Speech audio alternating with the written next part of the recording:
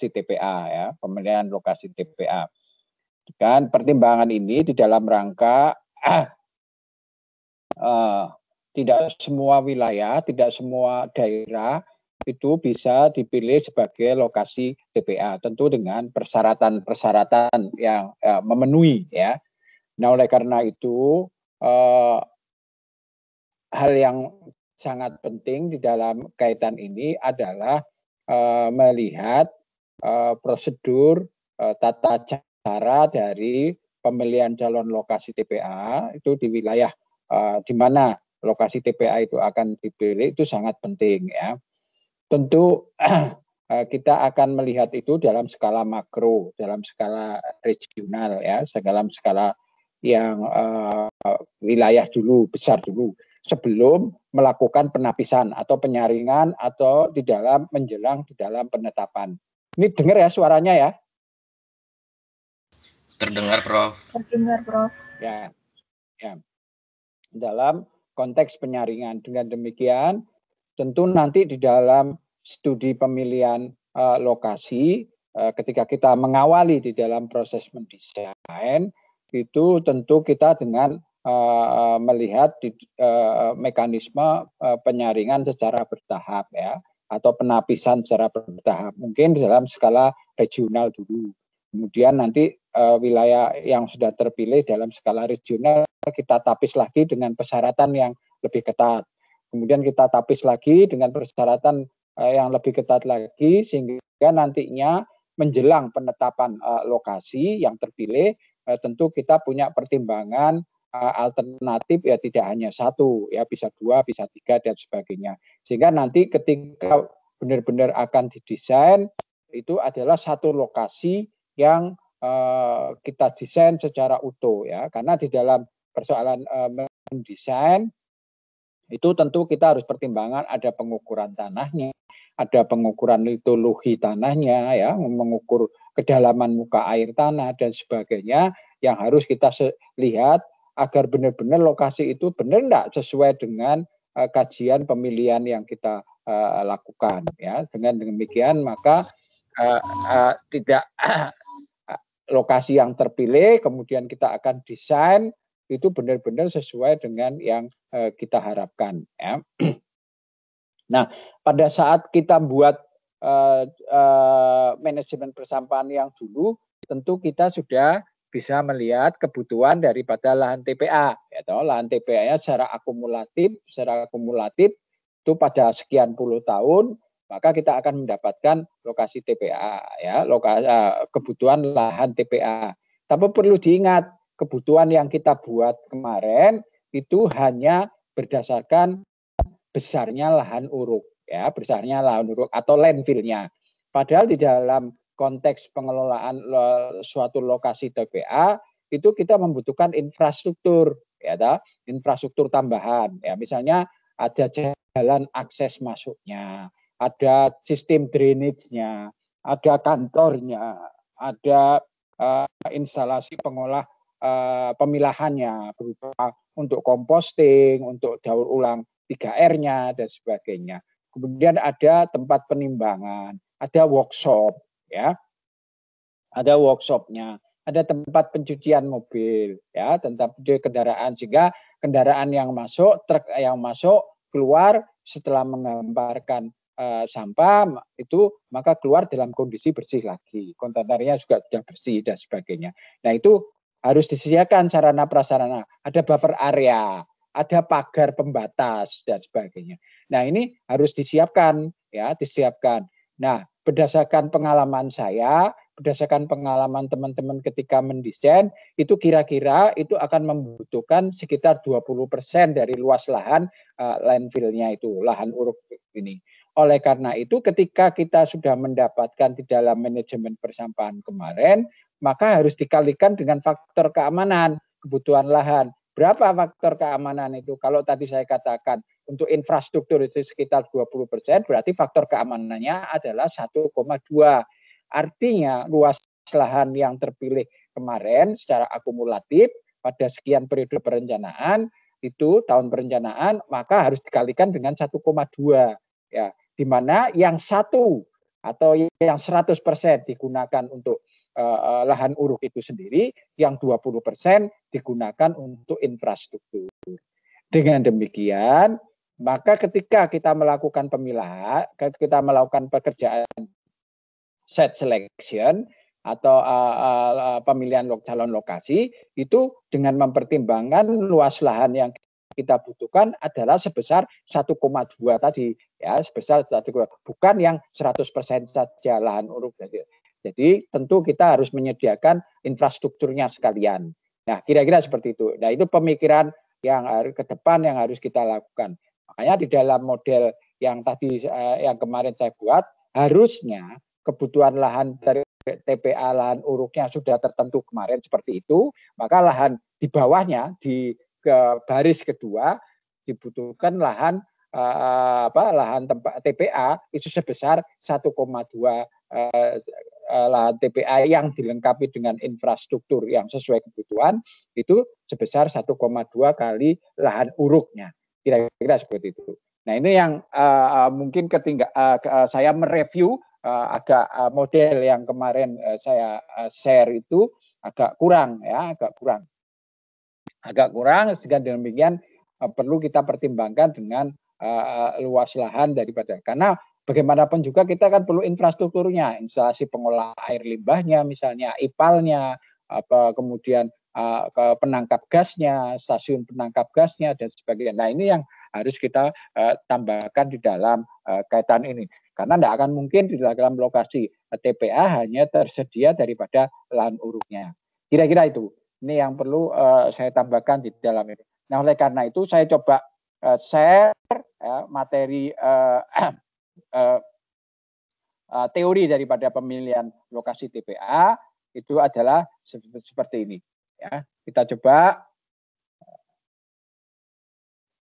Ini ya, sudah kelihatan adik-adik?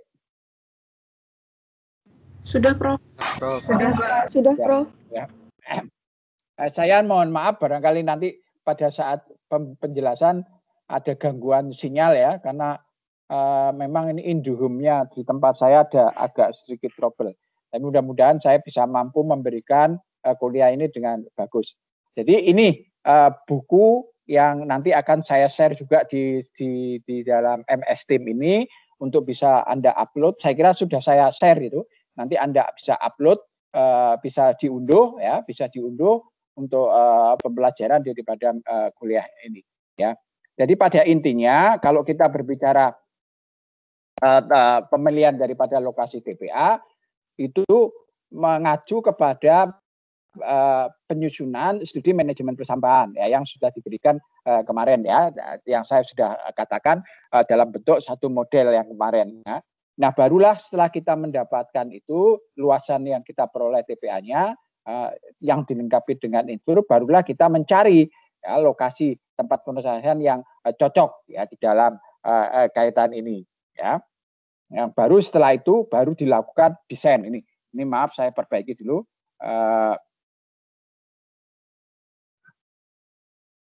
Baru dilakukan detail engineering design.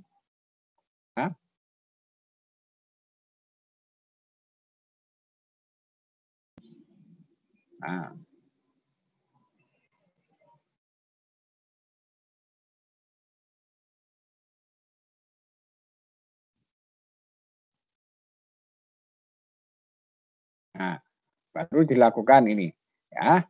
Nah, kira-kira ini ya. Nah, setelah itu baru nanti kita konstruksi ya, konstruksi di dalam kaitan ini ya. Nah, prinsip daripada pemilihan adalah mencari lahan yang sesuai peruntukannya untuk lahan yang untuk digunakan sebagai lahan tempat pemrosesan akhir ya. Apa sebabnya? Karena tidak semua wilayah atau semua lahan yang dimiliki secara administratif di kabupaten kota itu boleh digunakan sebagai lahan uruk atau landfill ya, landfill. Nah, oleh karena itulah maka perlu mengevaluasi perlu dilakukan mekanisme yang tepat untuk memilih daripada calon lokasi TPA ya. Kira-kira seperti itu. Ya, prinsipnya seperti itu ya. Nah, kita tahu bahwa yang akan diproses di lokasi TPA itu adalah yang limbah padat perkotaan yang mampu diolah ya, yang mampu diolah dengan mekanisme fermentasi ya, fermentasi di dalam.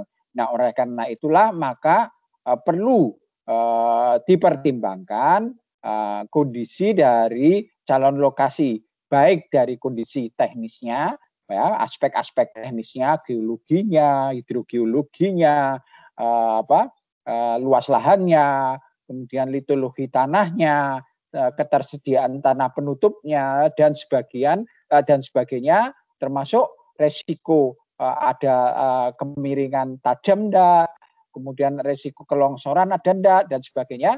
Ya, itu harus kita pertimbangkan. Di samping itu adalah faktor sosial ya, faktor sosial dari lokasi itu terhadap kehidupan masyarakat ya. Bagaimanapun juga tentu lokasi TPA ini ya pasti ya akan tidak diharapkan oleh masyarakat ya.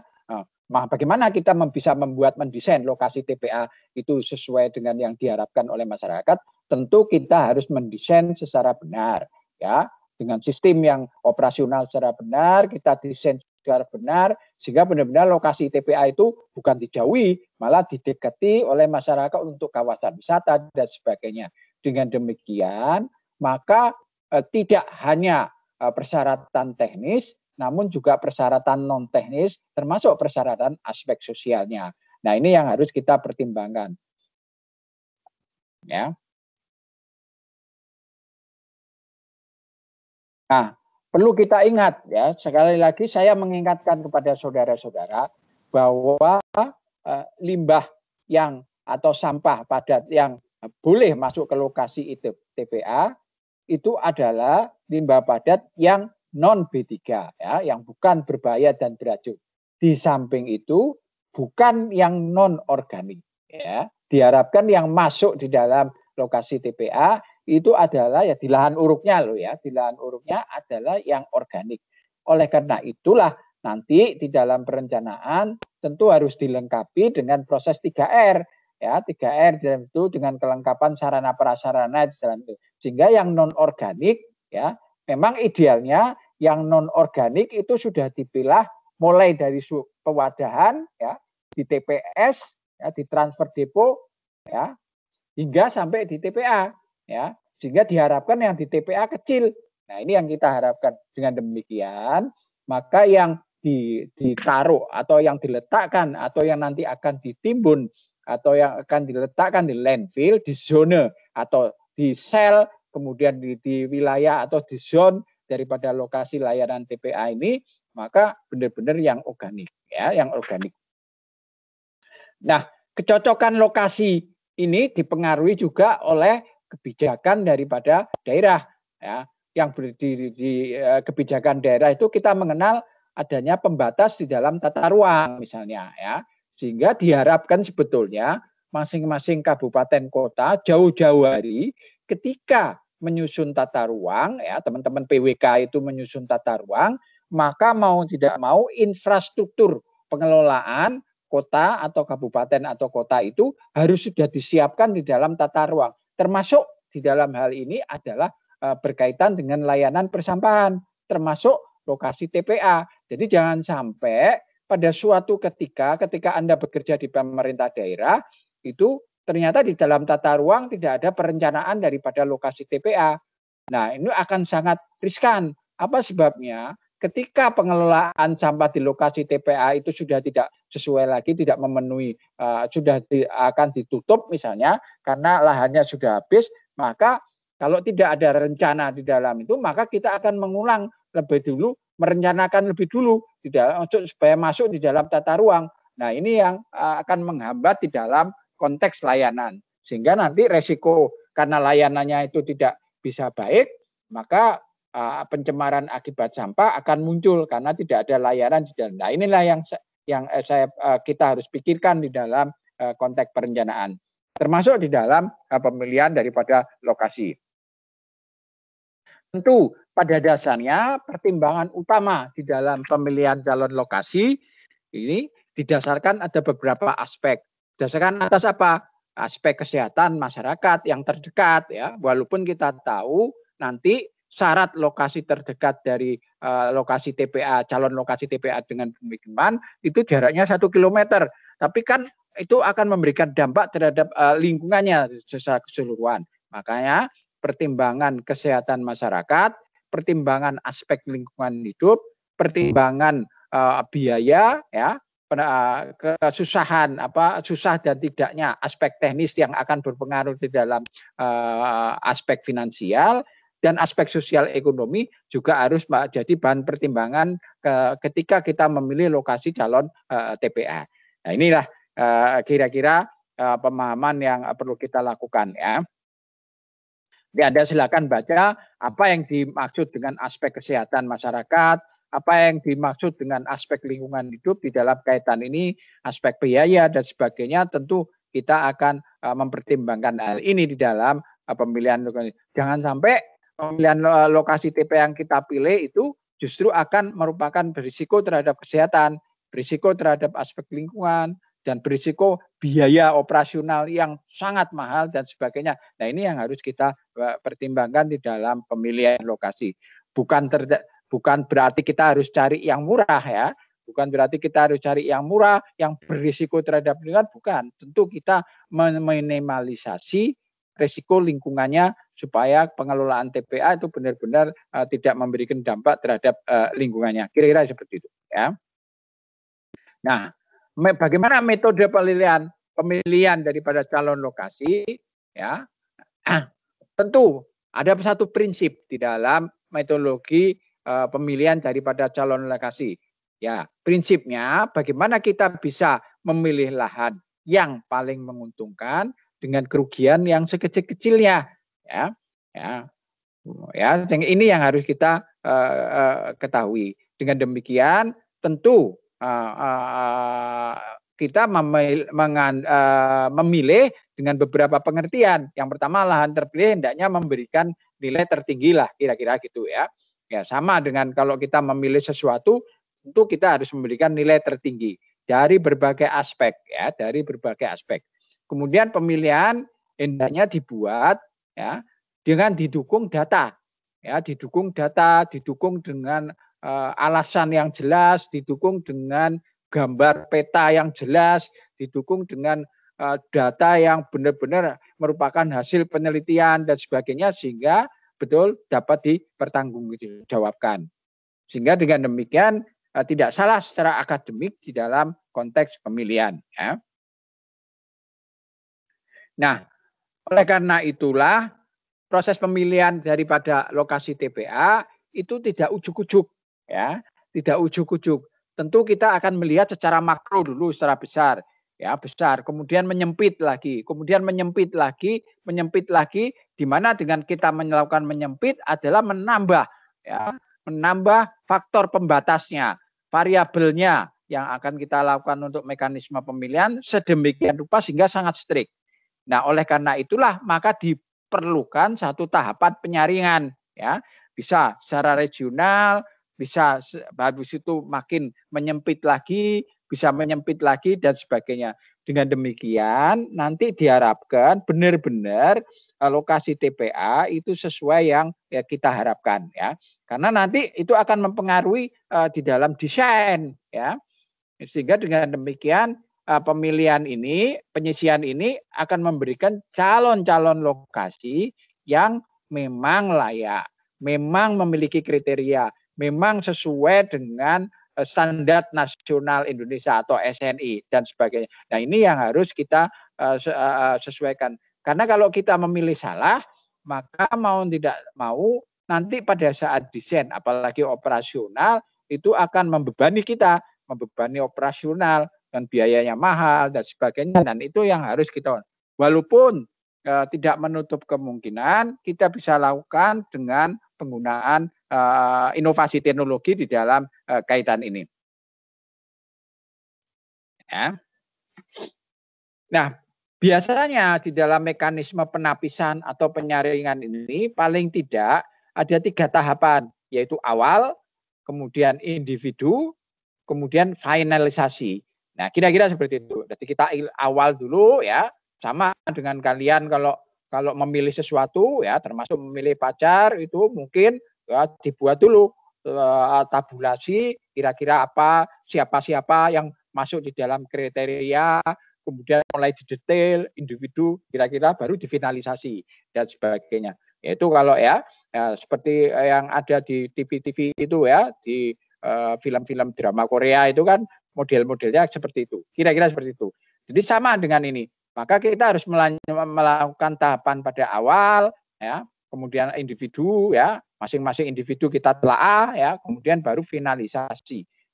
Individu ini dalam konteks apa? Lokasi ya, lokasi yang sudah disaring ya sedemikian rupa jumlahnya antara di penyaringan awal lokasinya mungkin masih banyak, kemudian di bagian B penyaringan individu lokasinya sudah mulai sedikit, kemudian penyaringan finalisasi mungkin nanti sudah hanya ada 2 atau 3 dan sebagainya. Kira-kira ini ya. Nah, kalau kita gambarkan ini misalnya seperti ini. Misalnya ini adalah lokasi di suatu administrasi, misalnya Kota Semarang. Ya, Kota Semarang seperti ini administrasinya. Ya, di mana dari fase pertama kita akan melakukan daerah mana yang bisa kita gunakan sebagai lokasi TPA, ya sesuai dengan tata ruang. Ya, ternyata setelah melakukan penapisan secara regional, ya.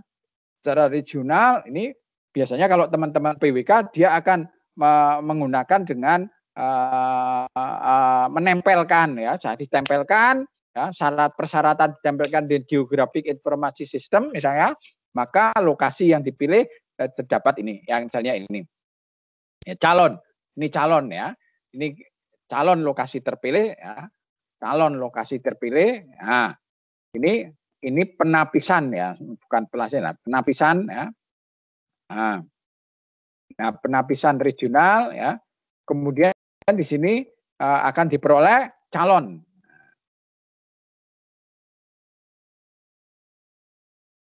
Ya. Studi calon lokasi ya. Jadi ini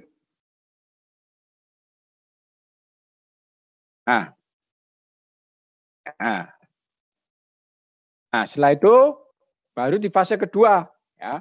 Ini kan ini masih besar, jumlahnya masih banyak, kita telah lagi, kita identifikasi, datanya kita lengkapi, kita tambahkan ya, kita tambahkan yang dulu mungkin di sini di atas ini di calon lokasi ini kriterianya hanya 10, mungkin di sini sudah 15, mungkin kita sudah 20 dan sebagainya. Kita makin detail. Makin detail, kita evaluasi makin detail lagi pada halo.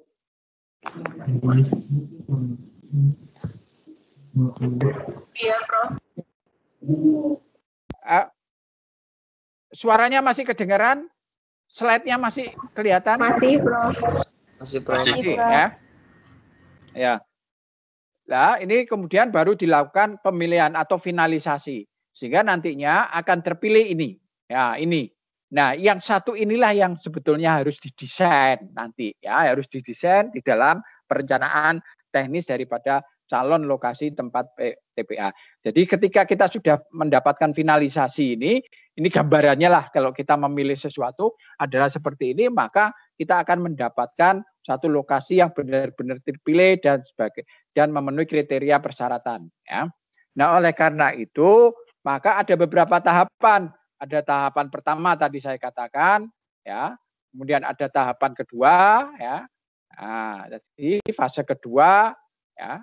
Ini kemudian baru tahapan ketiga, ya. Ketiga di dalam konteks penapisan tadi, ya. Sehingga nanti ketemu tahap terakhir ini, ya.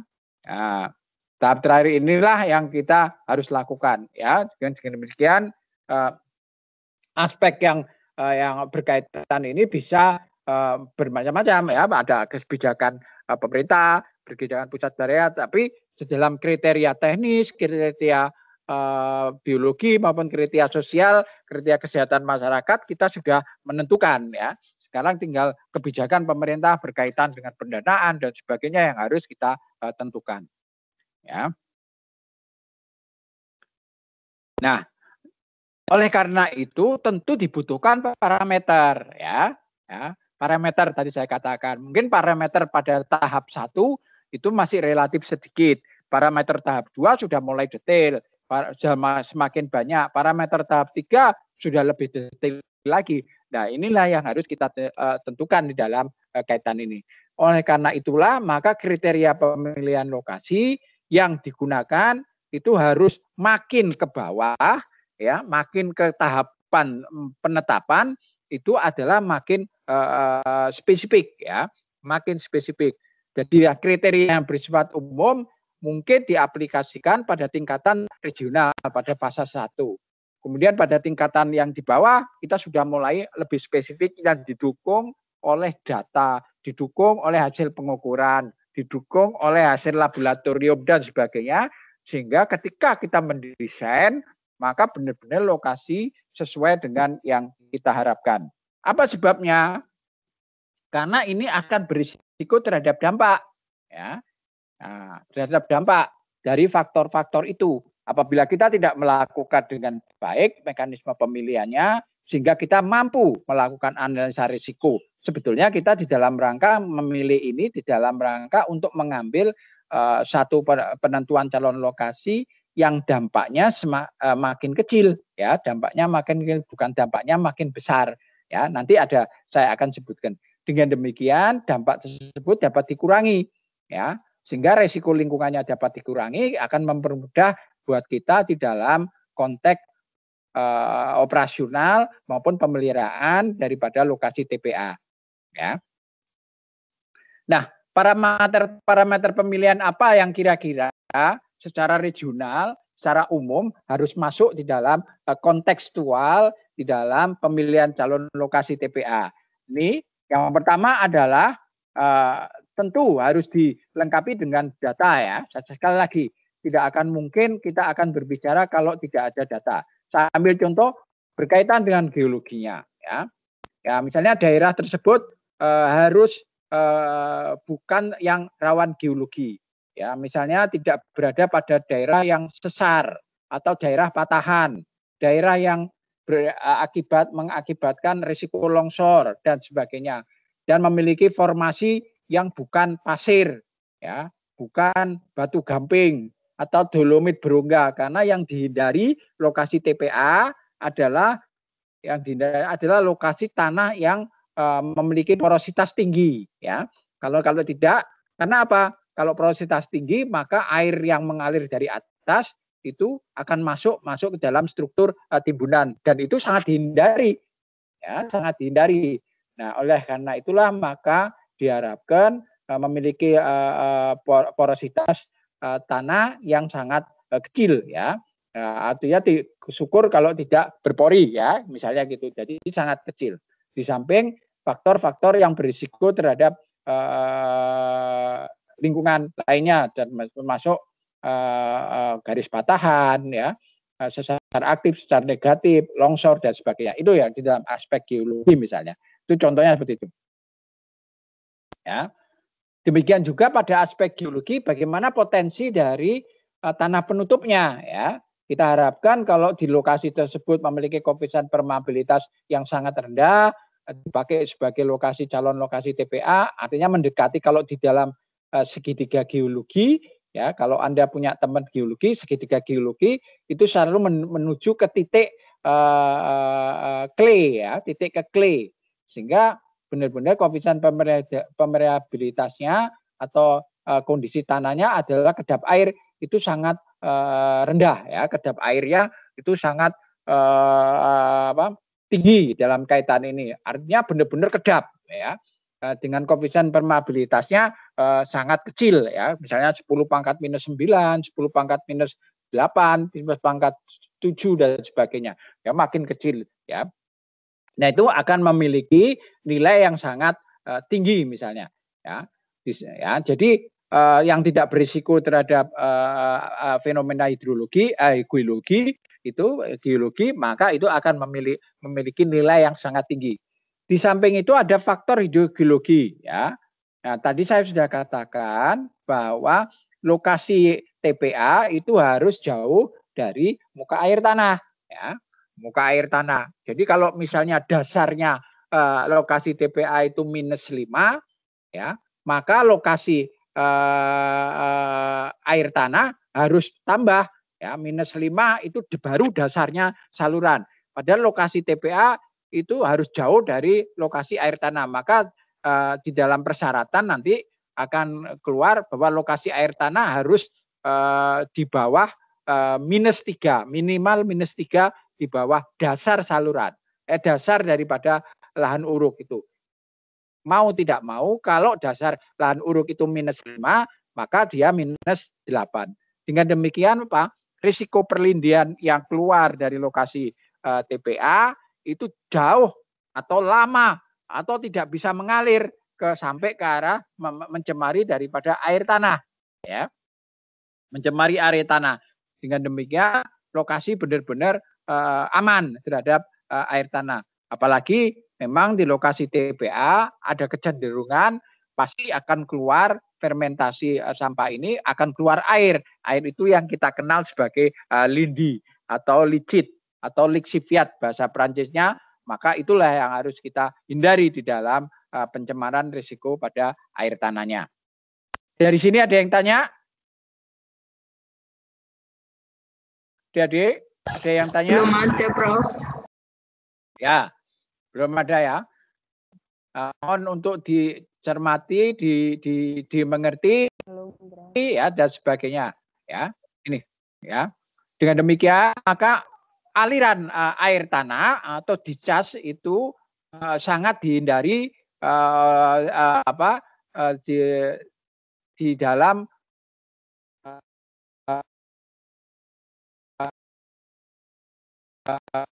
kapasitas hidrolis yang rendah atau impermeable atau kedap air ya yang rendah sangat diinginkan supaya pergerakan lindi dibatasi ya. Nah, tadi sudah saya katakan, maka tanah yang mampu membatasi ini adalah biasanya clay. Maka biasanya lokasi TPA itu diharapkan yang memiliki kandungan clay yang tebal ya, kandungan clay yang tebal ya. Dengan demikian tidak tembus oleh air ya. Karena yang dihindari di dalam lokasi TPA itu adalah salah satunya adalah fenomena hidrologi atau curah hujan yang sangat rendah ya. Makanya lokasi TPA harusnya lokasi yang gersang dengan dimasukkan ke lahan TPA itu atau lahan uruk itu yang organik, maka diharapkan lahan yang tidak subur tadi menjadi lahan subur karena terjadi humusisasi di dalam struktur tanah. Kira-kira gitu. Maka inilah yang sebetulnya di dalam kaitan ini dengan lokasi apa yang kita kenal dengan metode sanitary landfill sebetulnya adalah dalam rangka untuk memperbaiki struktur tanah. Masukkan ke lahan landfill adalah yang faktor yang ketiga misalnya fenomena hidrologi ya jangan sampai tadi sudah saya katakan jangan sampai kita curah hujannya tinggi, ini tidak boleh ya. Jadi lokasi TPA diharapkan benar-benar gersang sehingga nantinya lokasi TPA apabila akan diletakkan buffer sebagai buffer alam di lingkungan lokasi TPA yang mampu menjerap daripada risiko bau dan sebagainya, maka tanaman yang akan ditanam itulah tanaman yang mampu hidup dengan curah hujan yang tinggi, dengan kebutuhan air yang sangat rendah ya, sangat rendah ya, yang kira-kira itu. Nah, oleh karena itu maka sangat dihindari di dalam konteks hidrologi karena tadi kalau curah hujannya tinggi maka akan mengganggu proses fermentasi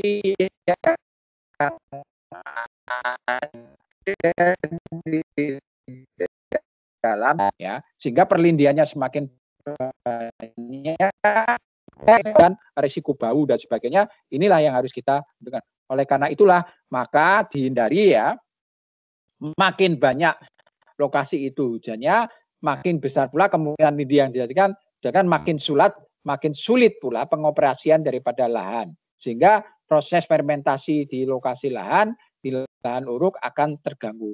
Oleh karenanya, maka daerah yang memiliki intensitas curah hujan lebih tinggi akan mendapatkan penilaian yang lebih rendah ya daripada daerah yang memiliki intensitas hujan rendah akan mendapatkan nilai yang lebih tinggi daripada mereka ya lokasi lahan yang memiliki curah hujan tinggi. Karena itu yang harus dihindari di dalam suatu lokasi TPA ya.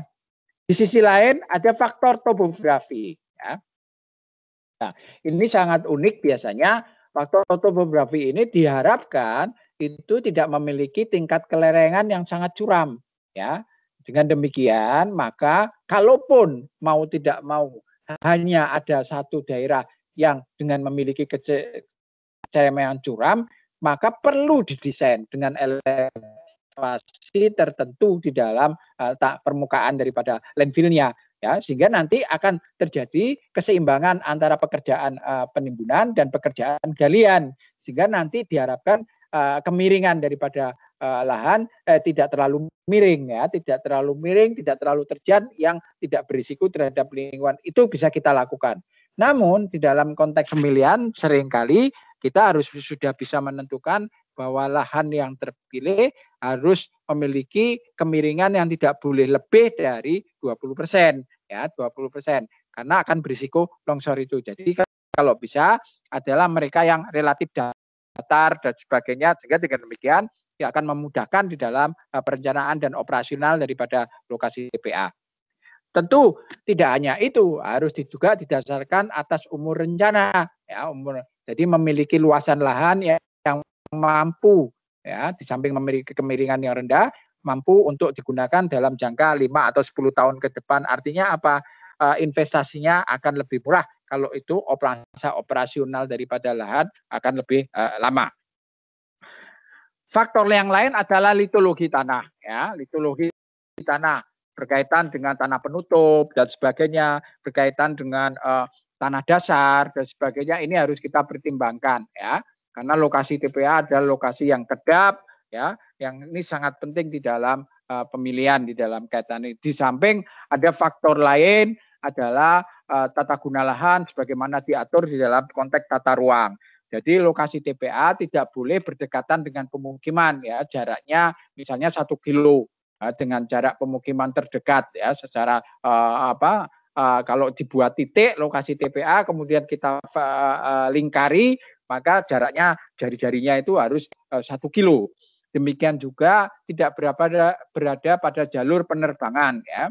Karena lokasi TPA itu bisa mengakibatkan terbakar ya dengan sendirinya apabila tidak dikelola dengan baik, gasnya tidak bisa dikelola dengan baik, maka CH4 metan akan keluar dengan oksigen, maka akan ketemu dengan oksigen, maka bisa terbakar. Sehingga sebetulnya nggak ada TPA terbakar. Yang TPA terbakar dengan sendirinya itulah ada yang di dalamnya. Karena pengelolaan TPA-nya tidak sesuai dengan kaidah-kaidah sanitary landfill. Sehingga gasnya keluar kemana-mana, sehingga TPA itu seakan-akan terbakar dan keluar asap dan sebagainya. Itulah TPA yang contoh dampak daripada TPA open dumping. Ya. Nah, di samping tadi ada faktor hidrologi, ada faktor hidrogeologi, maka daerah tersebut seyogianya adalah daerah yang tidak rawan banjir. Ya. Jadi makin tidak rawan banjir, maka daerah tersebut adalah daerah yang siap untuk digunakan sebagai lokasi TPA. Kalau daerah itu rawan banjir, itu maka tidak. Dan ini banyak ya, beberapa daerah di Indonesia TPA-nya berada pada daerah yang banjir, lawan banjir. Sambil contoh misalnya di Pekalongan itu di Degayu.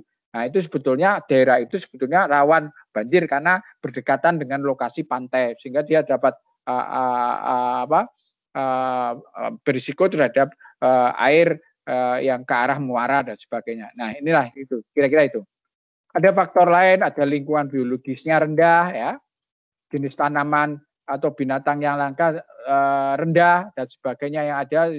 Kalau yang tinggi bukan merupakan kawasan lindung, maka daerah tersebut tidak boleh digunakan sebagai TPA. Jadi bukan kawasan lindung. Ya, yang boleh digunakan sebagai lokasi TPA adalah bukan kawasan lindung. Ya. Demikian juga dengan persepsi masyarakat, ya, kepemilikan tanah di lokasi dimiliki oleh tidak banyak orang, ya. Syukur kalau tanah tersebut dimiliki oleh pemerintah sehingga nanti persoalan pembebasan lahan itu juga akan sangat mudah, ya, dan sebagainya. Di samping faktor-faktor infrastruktur lainnya, ada transportasi, bisa sampai ke lokasi. Kalau belum, maka mau tidak mau nanti dalam desain harus dilengkapi dengan jalan akses masuk, ya, dan sebagainya. Nah, itu harus kita siapkan di dalam kaitan ini, ya. Kira-kira ini. Kemudian tentu ada kriteria rancangan, ya. Kriteria rancangan harus hati-hati, ya, kebutuhannya apa, kriteria rancangannya apa, dan sebagainya harus kita sesuaikan dengan ini, ya. Nah, oleh karena itulah maka ada ketentuan, ya, ketentuan yang sudah ada, yaitu dengan SNI T11 tahun 93 yang bersifat umum, ya, digunakan di dalam konteks pemilihan daripada lokasi TPA. Nah, SNI inilah yang nanti kita gunakan di dalam pemilihan daripada lokasi TPA, ya. Ya, jadi ini, ya. Nah, pemilihan lokasi TPA itu akan ada kriterianya, ya. Misalnya seperti ini, nanti Anda bisa lihat, ya.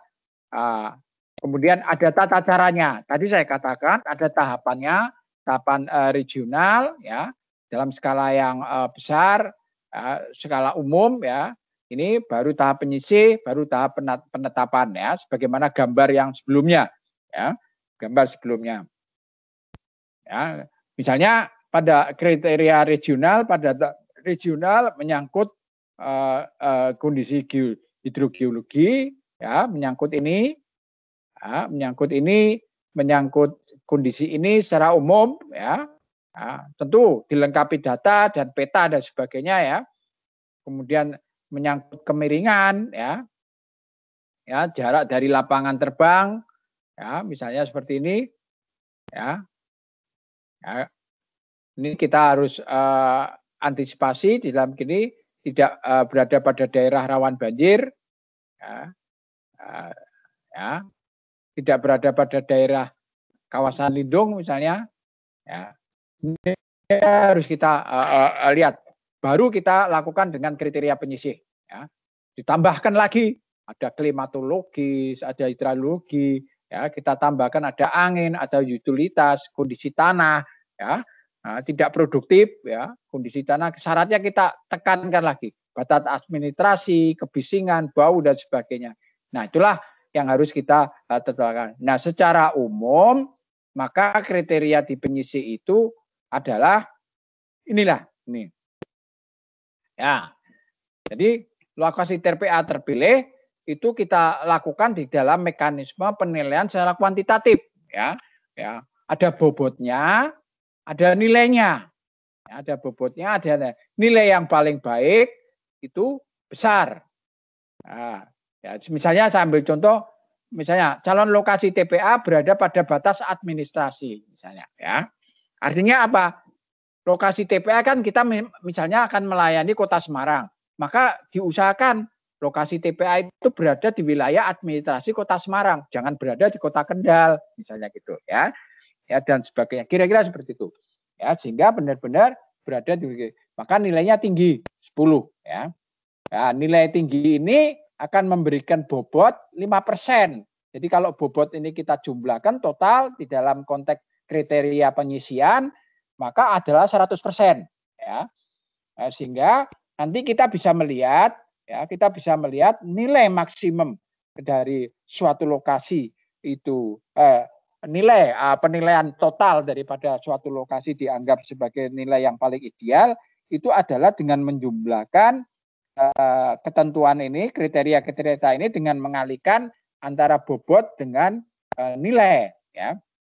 Sehingga nanti ada di sini misalnya di batas administrasi nilai maksimum adalah 50, 5 kali 10, nilai terendah adalah 5. Ya, kira-kira seperti itu. Begitu seterusnya, maka sehingga kita dapat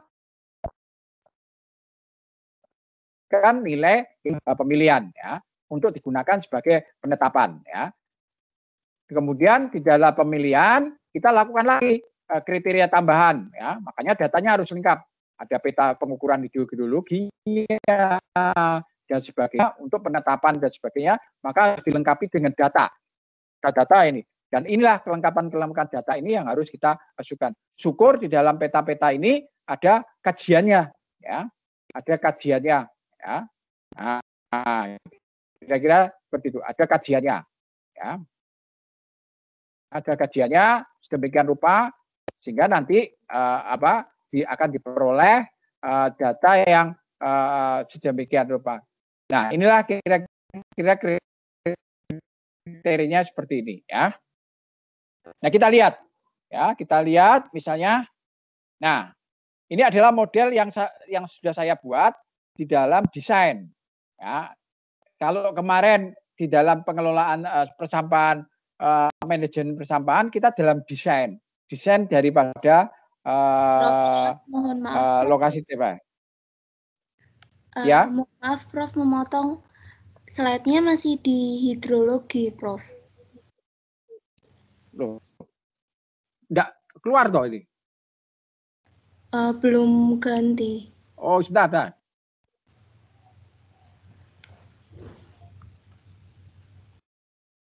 Belum ganti ya? Bentar, coba.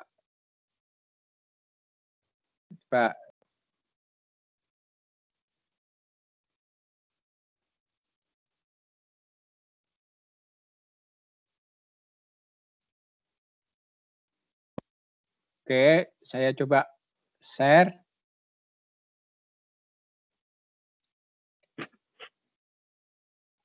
Nah, ini sudah kelihatan ya? Sudah, Prof. Nah, ini ya. Ini adalah model yang saya buat ya sebagai contoh berdasarkan hasil dari Jepara. Ini kita buat ya sampai ke arah desain. Ini nanti coba kita lihat timbulan domestik, timbulan total, material balan yang boleh masuk ke lokasi TPA, material balan ya ini sampai ke arah kebutuhan lahan, luas lahan, kebutuhan drainase, kebutuhan gas, kebutuhan daripada IPAL lindinya berdasarkan daripada perhitungan lindi, kebutuhan lokasi ininya saluran lindinya, IPAL pengolahannya ya ini ya sampai ke bangunan pelengkap, ada bengkel, jembatan timbang dan sebagainya, sampai ke arah alat berat yang digunakan ya, sampai ke arah buffer area. Ini buffer area ya untuk mengurangi daripada risiko pencemaran. Ada buffer area itu melindungi wilayah itu sampai ke biaya. Nah, ini kira-kira nanti model ini silakan nanti sudah saya share ya di itu. Nah, yang ingin saya terangkan adalah berkaitan dengan ini ya. Jadi misalnya ini ada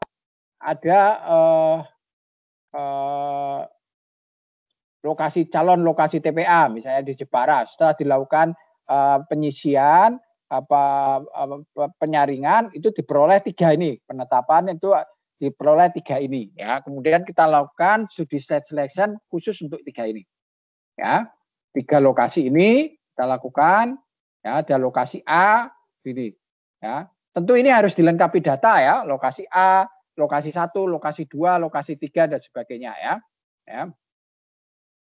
Nah, itu dilengkapi, ada lengkapi datanya mulai dari ini benar enggak lokasinya jauh dari jalan umum dan sebagainya misalnya gitu, maka akan dinilai. Kita lihat, ini ada nilainya. Nah, nilai yang paling besar itu adalah yang paling tinggi. Artinya apa sebetulnya? Ya. nilai yang paling rendah itu resikonya paling besar. Jadi resikonya terhadap lingkungan itu 525. Ya, toh? Kalau nilainya itu yang paling tinggi, berarti risiko lingkungannya kecil. Nah, pola pikirnya seperti itu. Sehingga lokasi TPA yang dipilih benar-benar lokasi yang memiliki atau sesuai dan memiliki tingkat kecenderungan risikonya terhadap lingkungan itu sangat rendah. Sehingga ketika kita mengoperasionalkan mendesain itu, maka kita akan lebih mudah di dalam melakukan mendesainnya. Kira-kira seperti itu, ya. Nah, inilah yang harus diperhatikan. Nah, baru setelah kita melakukan pemilihan ini, tentu sebetulnya diharapkan ya itu sesuai dengan kebutuhan daripada lahan, ya. Nah, ini ya kebutuhan luas lahan, ya. Ini kebutuhan daripada luas lahan TPA, ya. Ini saya buat lebih detail lagi, ya. Lebih detail lagi, lebih bagus di dalam kaitan ini karena benar-benar kalau di manajemen persampahan mungkin skala umum, ya. Tapi kalau di sini sudah cukup detail, ya, juga cukup detail dengan variabelnya menyangkut selnya, menyangkut kebutuhan luas lahannya, mungkin zonasinya, daily penutupannya, kebutuhan penutupan sehariannya dan sebagainya itu sudah kita lakukan di dalam desain. Sehingga dengan demikian kebutuhan lahannya akan bisa cover dengan bagus, ya, kira-kira itu. Kalau ini per tahun, ini per tahun, maka ini adalah akumulasinya di dalam jangka sekian tahun. Nah, kira-kira seperti itu, ya. Nah, berdasarkan inilah sebetulnya kita mundur sedikit, ya, di dalam penyisian daripada lokasi TPA, ya. Nah, ini, ya, karena nanti akan berkaitan dengan ini umur, ya, umur daripada layanan, ya, umur daripada layanan, ya. Nah, inilah yang harus kita pertimbangkan, ya. Nah, umur daripada layanan, ya, luas lahannya dan sebagainya ini kita lihat lakukan di dalam pemilihan. Dengan demikian, maka ini ya kapasitas lahan tadi, ya, kebutuhan lahannya berapa? Sekarang kita lihat di dalam peta. Lahannya cocok enggak? Bisa 10 tahun enggak? Bisa 15 tahun enggak? Dan sebagainya. Ya, kira-kira itu, ya. Jadi di dalam pengertian ini maka kita bisa membuat di dalam model yang seperti ini. Tentu berdasarkan kebutuhan lahan tadi, ya, di sheet kebutuhan lahan, ya, setelah dilakukan material balan. Kalau di manajemen persampahan kita tidak sampai ke material balan, kita cuma global saja. Ya, tapi kalau di lokasi TPA ini sudah sampai ke material balan sehingga nanti kebutuhannya tinggal mengalihkan lebih detail di dalam kaitan ini. Kira-kira seperti itu. Dari sini ada yang tanya? Dari sini ada yang tanya? Jadi modelnya sudah saya buat, ya. Anda tinggal mempelajari bagaimana menghitung, bagaimana menukan, ya. Ya enak, saudara-saudara sudah bisa membuat model ini. Nah, syukur model ini bisa Anda kembangkan, ya. Anda kembangkan dengan baik, mungkin dengan sistem informasi IT yang bisa bagaimana memudahkan, ya, mungkin bisa ada ikon-ikon sehingga tinggal klik-klik dan sebagainya, itu bisa Anda lakukan di dalam pekerjaan ini. Sehingga dengan demikian nanti akan lebih baik di dalam perencanaan. Saya kira ini ada yang mau tanya? Halo? Ada yang mau tanya? Belum, Prof. Ya, barangkali ada. Ya, saya kira ini kuliah saya yang bisa sampaikan. Kalau nggak ada yang tanya, tolong saya pesan buat Anda, Saudara Alina, untuk bisa berkomunikasi dengan Pak Bima, ya. Alinda? Prof, kemarin dihubungi sama Fikri. Nah, sudah. Terus ya, hasilnya Prof. apa? Katanya minggu ini mau ya, dibahas, Prof. Ya, nah tolong sekali lagi, ini kamu pelajari berkaitan dengan mendesain. Jadi model yang saya buat ini tolong dikembangkan. Mungkin saya ada yang salah, yang harus dikembangkan lagi di dalam konteks desain, ya. sesuaikan dengan kebutuhan yang ada. Nanti tolong itu bisa dikembangkan lagi di dalam kaitan ini dengan pemodelan ya. Ini untuk memudahkan kita ya. Nanti kamu kalau lulus pun saya yakin ya itu model ini bisa kamu pakai untuk seterusnya. Cuman ya tadi ya tentu harus dikembangkan ya dengan baik ya. Jangan kalian kan pasti jauh lebih bagus daripada saya, sehingga dengan mungkin inovasi teknologinya, inovasi informasinya jauh lebih bagus daripada saya. Saya kira ini ya. Ada lagi? Prof, maaf. Ya. Boleh meminta absen lagi nggak ya, Prof? Ini beberapa teman ada yang belum absen lagi. Belum absen. Ya, sebentar saya akan coba untuk masukkan di dalam ini ya.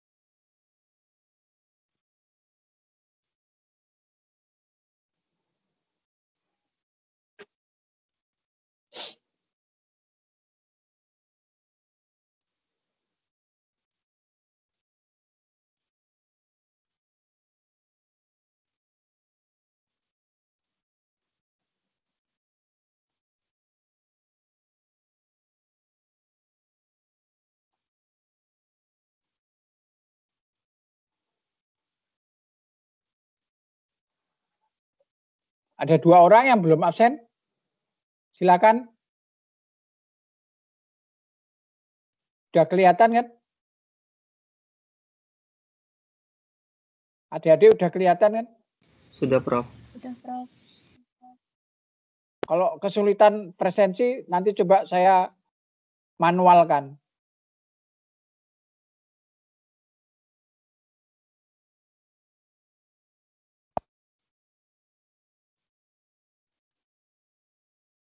Siapa yang belum absen ya? Atau saya lihat dulu? Ya, saya lihat dulu.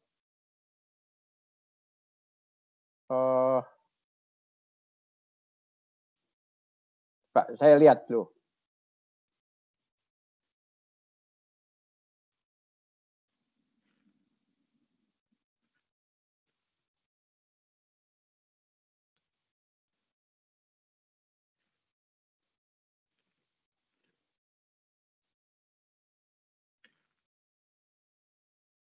Ini kelihatan ya, ini sudah absen semua. Sudah absen semua. Sudah absen semua. Sudah absen semua. Udah. Ah. Resi ada? Hadir, Prof. Hadir.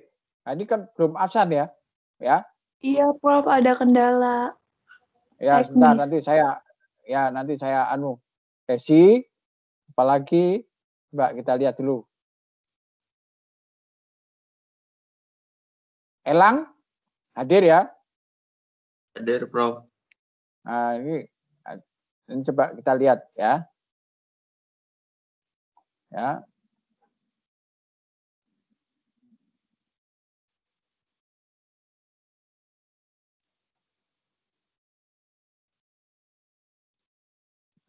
Resi ini saya klik ya. Kemudian Elang. Oke. Saya klik. Semuanya hadir nih, ya. Udah ya? Ya, Prof. Halo.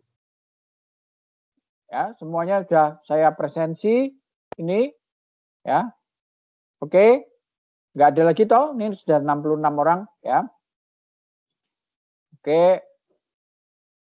Saya kira ini kuliah saya. Terima kasih atas perhatiannya. Sekali lagi, tolong pelajari apa yang sudah saya upload di file ya. Ya, apa yang saya pelajari di file, tolong pelajari, terutama modelnya di dalam rangka untuk mengerjakan tugas dan juga menyelesaikan persoalan dengan kriteria-kriteria desain yang saya coba, nanti tolong kembangkan. Gitu ya. Terima kasih atas perhatiannya. Saya kira kuliah saya ini. Assalamualaikum warahmatullahi wabarakatuh. Waalaikumsalam warahmatullahi wabarakatuh. Terima kasih, Prof. Ya. Nah. Saya live ya.